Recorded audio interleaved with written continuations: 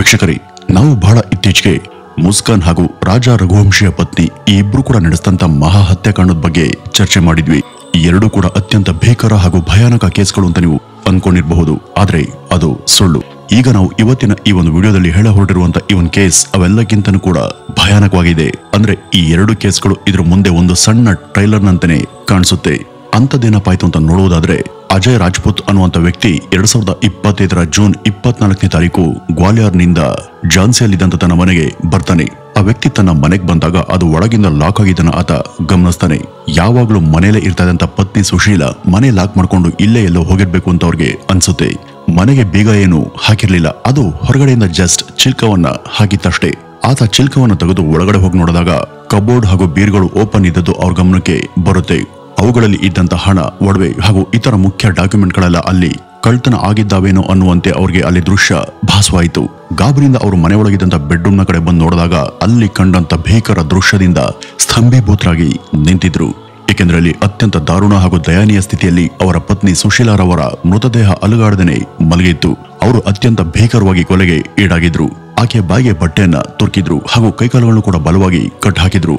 ಅದು ಮೇಲ್ನೋಟಕ್ಕೆ ನೋಡೋದಿಕ್ಕೆ ಯಾರೋ ಆಕೆಯನ್ನ ಬಲವಂತದಿಂದ ಕಟ್ ಹಾಕಿ ಚೆನ್ನಾಗಿ ಹೊಡೆದು ಹಿಂಸೆಯನ್ನು ಕೊಟ್ಟು ಕೊಂದಿರೋದು ಸ್ಪಷ್ಟವಾಗಿತ್ತು. ಆದ್ರೆ ಒಂಟಿ ಮಹಿಳೆ ಮೇಲೆ ಇಂಥ ಕ್ರೌರ್ಯವನ್ನ ಮೆರೆದಿದ್ಯಾರು, ಯಾಕೆ ಹೀಗೆ ಮಾಡಿದ್ರು, ಅದಕ್ಕೆ ಕಾರಣ ಏನು ಅನ್ನೋದು ಮಾತ್ರ ಗೊತ್ತಾಗ್ಲಿಲ್ಲ.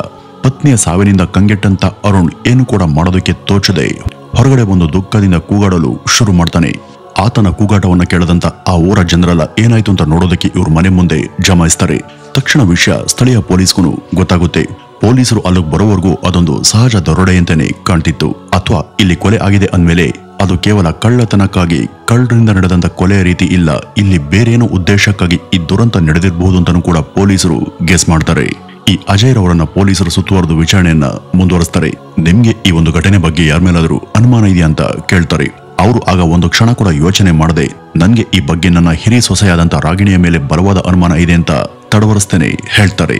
ಈ ರಾಗಿಣಿ ಎಂಬಾಕೆ ಕಳೆದ 7-8 ತಿಂಗಳಿಂದ ಇವರ ಮನೆಯಲ್ಲಿ ಇರದೆ ಆಕೆ ತವರು ಮನೆಯಲ್ಲಿ ವಾಸ ಇದ್ಲು. ಅದರ ಅರ್ಥ ಈ ಎರಡೂ ಪರಿವಾರಗಳ ನಡುವೆ ಬಹಳ ಕಾಲದಿಂದನೂ ಕೂಡ ಏನೋ ಒಂದು ಬಗೆಯ ವೈಮನಸ್ಯ ಹಾಗೂ ಭಿನ್ನಾಭಿಪ್ರಾಯ ಏರ್ಪಟ್ಟಿತ್ತು. ಸಾಮಾನ್ಯವಾಗಿ ಇಂಥವು ಯಾವಾಗ ಆಗ್ತವೆ ಅಂದ್ರೆ ಸೊಸೆಗೂ ಹಾಗೂ ಅತ್ತೆಗೂ ಹೊಂದಾಣಿಕೆ ಆಗದೆ ಇದ್ದಾಗ. ಹೀಗಾಗಿ ಈಗ ಈ ಮನೆಯಲ್ಲಿ ನಡೆದಂತ ಅತ್ತೆ ಕೊಲೆಗೂ ಮತ್ತು ಈ ಸೊಸೆಗೂ ಏನಾದರೂ ಸಂಬಂಧ ಇರಬಹುದಾ ಅನ್ನೋ ಸಂಶಯ ಇಲ್ಲಿ ಎದ್ದಿತ್ತು. ಈಗ ಪೊಲೀಸರು ರಾಗಿಣಿಯ ಮನೆಗೆ ಹೋಗಿ ಆಕೆಯನ್ನ ಮತ್ತು ಆಕೆಯ ಸೋದರನೊಬ್ಬನನ್ನು ಕೂಡ ಅರೆಸ್ಟ್ ಮಾಡುವಂತ ಯೋಚನೆಯಲ್ಲಿದ್ರು. ಆದ್ರೆ ಅದಕ್ಕೂ ಮೊದಲೇ ರಾಗಿಣಿ ಹಾಗೂ ಆಕೆಯ ಸೋದರ ತಾವೇ ಮೊದಲು ಸ್ಟೇಷನ್ಗೆ ಬಂದಿದ್ರು. ಅಲ್ಲಿಗೆ ಬಂದಂತ ಇವರು, ಇದಕ್ಕೂ ನಮಗೂ ಯಾವುದೇ ರೀತಿಯ ಸಂಬಂಧ ಇಲ್ಲ, ಇಲ್ಲಿ ಕೇವಲ ನಮ್ಮನ್ನ ಸುಖ ಸುಮ್ಮನೆ ಸಿಲುಕಿಸುವಂತ ಪ್ರಯತ್ನವನ್ನ ಮಾಡ್ತಾ ಇದ್ದಾರೆ ಅಂತ ಹೇಳಿದ್ರು. ಅವಳ ಮಾತಲ್ಲಿ ಯಾವುದೇ ಅನುಮಾನ ಬರುವಂತದ್ದು ಪೊಲೀಸರಿಗೆ ಕಾಣಿಸ್ತಿಲ್ಲ. ಹೀಗಾಗಿ ಆಕೆ ಹೇಳ್ತಿರೋದು ನಿಜನೇ ಇರಬೇಕು ಅಂತ ಅವ್ರಿಗೆ ಭಾಸವಾಯಿತು. ಇಲ್ಲಿ ನಿಜವಾದ ಅಪರಾಧಿ ನಮ್ಮ ಮುಂದೆ ಮುಗ್ಧನ ಹಾಗೆ ನಟಿಸ್ತಾ ನಮ್ಮ ಗಮನವನ್ನ ಬೇರೆ ಕಡೆ ತಿರುಗಿಸುವಂತ ಪ್ರಯತ್ನವನ್ನ ಮಾಡ್ತಾ ಇರಬಹುದು ಅಂತಾನೂ ಕೂಡ ಪೊಲೀಸರು ಇಲ್ಲಿ ಗೆಸ್ ಮಾಡ್ತಾರೆ. ಹಾಗನ್ಸಿದ್ಕೊಳ್ಳಿ ಅವರು ಮತ್ತೆ ಅಜಯ್ ಅವರ ಮನೆಗೆ ಬರ್ತಾರೆ. ಆ ಮನೆಯಲ್ಲಿ ಈಗ ಅಜಯ್ ಹಾಗೂ ಅವರ ಮಗ ಸಂತೋಷ್ ಮಾತ್ರ ಇದ್ರು. ಈ ಮೊದಲು ಇವ್ರ ಜೊತೆ ಸುಶೀಲಾ ಕೂಡ ಇರ್ತಿದ್ರು. ಆದ್ರೆ ಈಗ ಅವರ ಕಗ್ಗೊಲೆ ನಡೆದಿತ್ತು. ಪೊಲೀಸರ ವಿಚಾರಣೆಗಳಿಂದ ಅವ್ರಿಗೆ ಈ ಮನೆಯವರ ಕುರಿತು ಇನ್ನಷ್ಟು ಕೆಲ ಹೊಸ ವಿಷಯಗಳು ಗೊತ್ತಾದ್ವು. ಅಂದ್ರೆ ಅಜಯ್ಗೆ ಒಬ್ಬ ಕಿರಿ ಸೊಸೆ ಕೂಡ ಇದ್ರು. ಆಕೆ ಕೂಡ ಬಹಳ ದಿನಗಳಿಂದ ಗ್ವಾಲಿಯರ್ನಲ್ಲೇ ವಾಸ ಇದ್ಲು. ಈ ಒಂದು ಘಟನೆ ಆ ದಿವಸ ಅಜಯ್ ಹಾಗೂ ಸಂತೋಷ್ ಇಬ್ರು ಕೂಡ ಗ್ವಾಲಿಯರ್ಗೆನೆ ಹೋಗಿದ್ರು. ಅಲ್ಲಿ ಇದ್ದಂತ ಅವರ ಮನೆಯ ಕಿರಿ ಸೊಸೆ ಆಗಿದ್ದಂತ ಪೂಜಾ ಮಗಳ ಬರ್ತ್ಡೇ ಅವತ್ತು ಇದ್ದಂತ ಕಾರಣ ಅದನ್ನ ಅಟೆಂಡ್ ಮಾಡಿ ಆಕೆಯ ಮಗಳಿಗೆ ವಿಶ್ ಮಾಡಿ ಬರ್ಬೇಕು ಅಂತಾನೆ ಅವರು ಅಲ್ಲಿಗೆ ಹೋಗಿದ್ರು.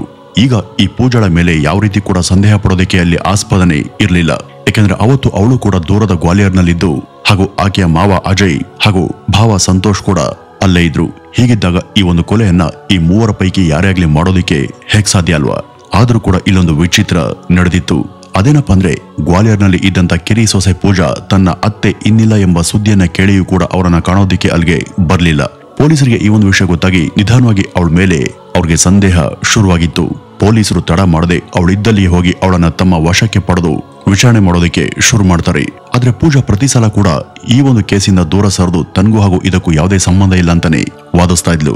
ಪೊಲೀಸರು ಆಕೆಯನ್ನ ಇನ್ನಷ್ಟು ಬಿಗಿ ಮಾಡಿ ತಮ್ಮ ವಿಚಾರಣೆಯ ದಾಟಿಯನ್ನ ಬದಲಿಸಿದಾಗ ಸೋತಂತ ಪೂಜಾ ಅವ್ರಿಗೊಂದು ಸತ್ಯ ಸಂಗತಿಯನ್ನ ಹೇಳಿದ್ಲು. ಅವಳು ಹೇಳದಂತ ಈ ಒಂದು ಸತ್ಯ ಸಮಾಚಾರ ಪೊಲೀಸರನ್ನೇ ದಂಗು ಬಡಿಸಿತ್ತು. ಇದು ಕೇವಲ ಕೊಲೆಗೆ ನೇರವಾಗಿ ಸಂಬಂಧಪಟ್ಟಂತ ಕಾರಣ ಅಷ್ಟೇ ಆಗಿರ್ಲಿಲ್ಲ. ಅಲ್ಲಿ ಬಹಳ ಸಮಯದಿಂದನೂ ಕೂಡ ಈ ಒಂದು ಕೊಲೆಗೆ ರಣತಂತ್ರ ನಡೆದಾಗಿತ್ತು. ಇದೆಲ್ಲವನ್ನು ಕೂಡ ನಾವು ವಿವರವಾಗಿ ತಿಳಿಯುವಂತ ಮುನ್ನ ಸ್ವಲ್ಪ ಈ ಕುಟುಂಬದವರ ಜೀವನದ ಹಿನ್ನೆಲೆಗೆ ಹೋಗಬೇಕಾಗುತ್ತೆ.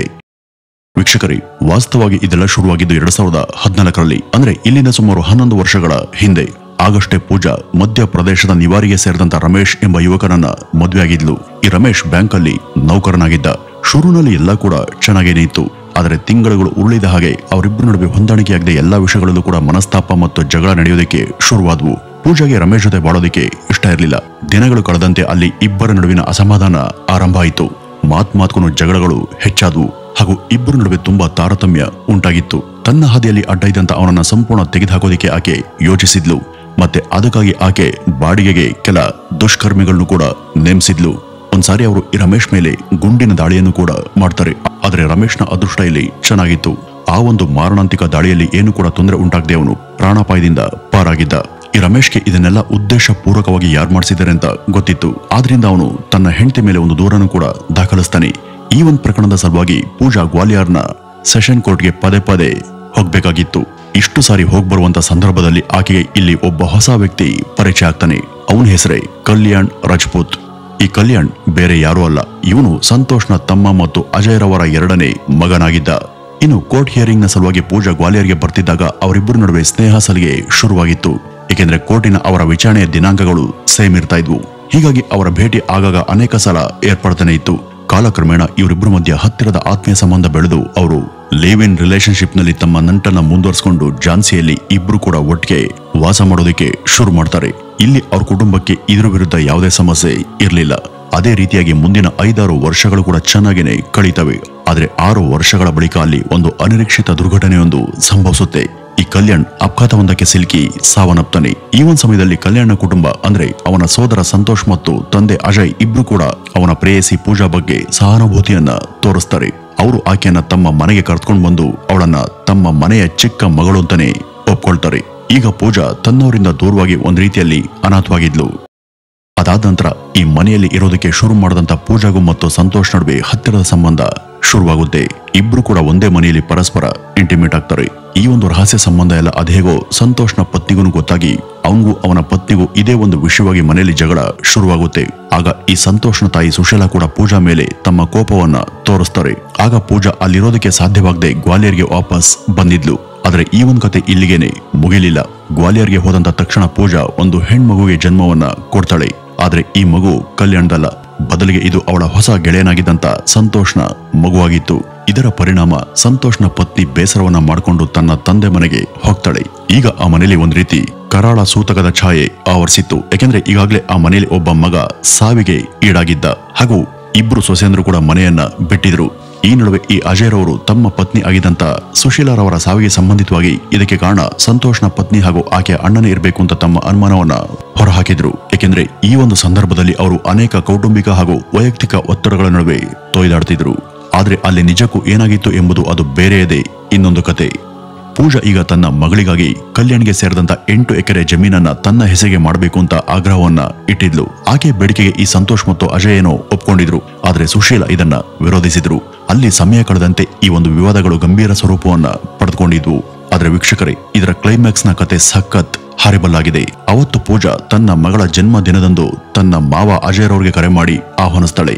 ಈ ಒಂದು ಕಾರ್ಯಕ್ರಮಕ್ಕೆ ಖಂಡಿತವಾಗಿ ತಾಯಿ ಸುಶೀಲಾ ಅವರು ಬರೋದಿಲ್ಲ ಅನ್ನೋದು ಆ ಪೂಜಾಗೆ ಚೆನ್ನಾಗೇನೆ ಗೊತ್ತಿತ್ತು. ಅವಳು ಈ ಒಂದು ಫಂಕ್ಷನ್ಗೆ ಸಂತೋಷನನ್ನು ಕೂಡ ಕರೆದು, ನಾನೇನಾದ್ರೂ ಮತ್ತೆ ನಿನ್ನಿಂದಲೇ ಗರ್ಭವತಿ ಆದ್ರೂ ಕೂಡ ಮತ್ತೆ ಮಗುವನ್ನ ಕೊಡೋದಿಲ್ಲ.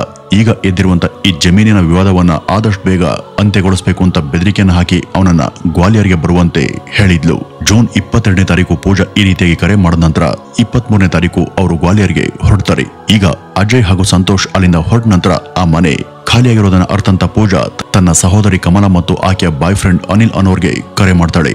ಅವರು ತಕ್ಷಣ ಸುಶೀಲಾ ಒಬ್ಬರೇ ಇದ್ದಂತ ಅವರ ಸ್ವಂತ ನಿವಾಸ ಇದ್ದಂತ ಅವನು ಗ್ರಾಮಕ್ಕೆ ಹೊರಡ್ತಾರೆ. ಅವರು ಅಲ್ಲಿ ಸುಶೀಲಾ ಒಬ್ಬರೇ ಇರೋದನ್ನ ನೋಡಿ ಮೊದಲು ನಿದ್ರೆ ಇಂಜೆಕ್ಷನ್ ಅನ್ನ ಆಕೆಗೆ ಹೇಗೋ ಏಮಾರಿಸಿ ಕೊಡ್ತಾರೆ. ನಂತರ ಆಕೆಯ ಕೈಕಾಲನ್ನ ಕಟ್ ಹಾಕ್ತಾರೆ. ಮತ್ತೆ ಕೊನೆಗೆ ಬಾಯಿಗೆ ಬಟ್ಟೆನ ತುರುಕಿ ಆಕೆಗೆ ಹೊಡೆದು ಹಿಂಸೆ ಕೊಟ್ಟು ಮತ್ತೆ ಉಸಿರುಗಟ್ಟಿಸಿ ಕೊಂದು ಹಾಕ್ತಾರೆ. ಅದಾದ್ಮೇಲೆ ಇದು ಕಳ್ತನವಾದಂತ ಪ್ರಕರಣ ಅಂತ ಬಿಂಬಿಸೋದಿಕ್ಕೆ ಅದೇ ಮನೆಯಲ್ಲಿ ಸಿಕ್ಕಿದ್ದನ್ನ ಪ್ಲಾನ್ ಪ್ರಕಾರ ದೋಚಿ ಕಳ್ತನವನ್ನು ಕೂಡ ಮಾಡ್ತಾರೆ. ಈ ಒಂದು ಸಮಯದಲ್ಲಿ ಇವರನ್ನ ಆ ಗ್ರಾಮದ ಕೆಲವರು ಅಕಸ್ಮಾತ್ ಆಗಿ ಇಷ್ಟೆಲ್ಲ ದಿಗ್ಭ್ರಮೆಯನ್ನ ಉಂಟುಮಾಡುವಂತ ಇವರ ಈ ಕತೆ ಆಲಿಸಿ ಬೆಸ್ತು ಬಿದ್ದಂತ ಪೊಲೀಸರು ಈ ಒಂದು ಘಟನೆಯನ್ನು ನಿಖರವಾಗಿ ಪರಿಶೀಲನೆ ಮಾಡಿ ಕೊನೆಗೆ ಇದರಲ್ಲಿ ಭಾಗಿಯಾದಂತ ಪೂಜಾ, ಕಮಲ ಇಬ್ಬರನ್ನು ಕೂಡ ಬಂಧಿಸ್ತಾರೆ. ಅನಿಲ್ ಅನ್ನುವಂತ ಇನ್ನೊಬ್ಬ ಮುಖ್ಯ ಆರೋಪಿ ಈ ಒಂದು ಸಮಯದಲ್ಲಿ ಎಲ್ಲೋ ತಲೆಮರೆಸ್ಕೊಂಡಿದ್ದ. ಅವನು ಎಲ್ಲೇ ಅಡ್ಕೊಂಡಿದ್ರು ಕೂಡ ಪೊಲೀಸರು ಗ್ವಾಲಿಯರ್ನ ಹತ್ತಿರದ ಕಾಡಿನಲ್ಲಿ ತಾವು ನಡೆಸಂತ ಎನ್ಕೌಂಟರ್ ವೇಳೆ ಅವನನ್ನ ಹಿಡಿದು ಬಂಧಿಸ್ತಾರೆ. ಹಾಗೂ ಈಗ ಈ ಒಂದು ಕೇಸ್ಗೆ ಸಂಬಂಧಪಟ್ಟಂತ 3 ಮಂದಿ ಬಂಧನದಲ್ಲಿ ಇದ್ದಾರೆ. ಅವರೆಲ್ಲರ ವಿಚಾರಣೆ ನಡೀತಾ ಇದೆ. ಈ ಒಂದು ವಿಚಾರಣೆ ಮುಗಿದು ಕೋರ್ಟ್ನಲ್ಲಿ ಇಲ್ಲಿ ತಪ್ಪಿತಸ್ಥರಿಗೆ ಅದ್ಯಾವ ತರಹದ ಶಿಕ್ಷೆ ಪ್ರಕಟ ಆಗುತ್ತೆ ಅನ್ನೋದನ್ನ ಕಾದು ನೋಡ್ಬೇಕಿದೆ. ಇಲ್ಲಿ ಪೂಜಾ ಸುಶೀಲಾರನ್ನ ಕೊಲೆ ಮಾಡಿದ್ದು ತನ್ನ ಮೊದಲ ಗಂಡನಿಗೆ ಸೇರ್ಬೇಕಾದಂತ 8 ಎಕರೆ ಜಮೀನು ತನಗೆ ಸಿಗುವುದನ್ನ ಅವರು ವಿರೋಧ ಮಾಡಿದ್ರಿಂದ ಅದೊಂದೇ ಆಕೆಗೆ ತನ್ನ ಅತ್ತೆ ಮೇಲಿದಂತ ಅಸಮಾಧಾನ. ಹೇಗೂ ಇದಕ್ಕೆ ಮಾವ ಹಾಗೂ ಸಂತೋಷ್ ಕೂಡ ಒಪ್ಪಿದ್ರು. ಇಲ್ಲಿ ಅವರ ತಕರಾರೇನು ಇರ್ಲಿಲ್ಲ. ಆದ್ರೆ ಈಗ ತಕರಾರು ಮಾಡ್ತಾ ಇದ್ದಂತ ತನ್ನ ಅತ್ತೆಯನ್ನ ಆಕೆ ಮುಗಿಸ್ಬಿಟ್ರೆ ಅಂತಿಮವಾಗಿ ತನಗೆ ಬರಬೇಕಾದಂತ ಜಮೀನು ತನ್ನ ಕೈ ಸೇರುತ್ತೆ ಅನ್ನೋದು ಆಕೆಯ ಯೋಚನೆ ಆಗಿತ್ತು. ವೀಕ್ಷಕರೇ, ಈ ರೀತಿಯ ಘಟನೆಗಳು ಇವತ್ತು ಸಾಮಾನ್ಯವಾಗ್ತಿರೋದು ಅತ್ಯಂತ ವಿಷಾದಕರ. ಈ ಹಿಂದೆಲ್ಲ ಮಾನವ ಸಂಬಂಧಗಳಲ್ಲಿ ತುಂಬಾ ಗೌರವ ಇತ್ತು ಹಾಗೂ ಅವುಗಳ ನಡುವೆ ಬಲವಾದ ನಂಬಿಕೆ ಇತ್ತು. ಆದರೆ ಇವತ್ತು ಇವು ಬರೀ ಹಿಂಸೆ ಮತ್ತು ಅಪರಾಧದ ಆಯಾಮವನ್ನ ಪಡಿತಿವೆ. ಒಟ್ಟಿನಲ್ಲಿ ಈ ಇಡೀ ಘಟನೆಯಲ್ಲಿ ಯಾರದು ತಪ್ಪು ಅಂತೀರಾ? ಹಾಗೂ ಇಂಥ ನೈಜ ಘೋರ ಘಟನೆಗಳಿಂದ ನಾವು ಅರ್ಥ ಮಾಡ್ಕೊಳ್ಬೇಕಾದದ್ದು ಹಾಗೂ ಇವುಗಳ ಮೂಲಕ ನಾವು ಬದುಕಿನಲ್ಲಿ ಸರಿ ಮಾಡಿಕೊಳ್ಳಬಹುದಾದಂತಹ ವಿಷಯಗಳು ಯಾವುವು ಎಂಬ ತರ್ಕವನ್ನ ವೀಕ್ಷಕರಾದಂತ ನಿಮ್ಗೆ ನಾವು ಬಿಡ್ತಾ ಇದ್ದೀವಿ. ಹಾಗೂ ಈ ಒಂದು ಘಟನೆ ಬಗ್ಗೆ ನಿಮ್ಮ ಮನಸ್ಸಿನ ಮಾತು ಏನು ಅಂತ ಕಮೆಂಟ್ ನ ಮೂಲಕ ತಪ್ಪದೆ ತಿಳಿಸಿ ಅಂತ ಹೇಳ್ತಾ ಮತ್ತೆ ಮುಂದಿನ ವಿಡಿಯೋದಲ್ಲಿ ಭೇಟಿಯಾಗೋಣ. ಅಲ್ಲಿವರೆಗೂ ನಮಸ್ಕಾರ.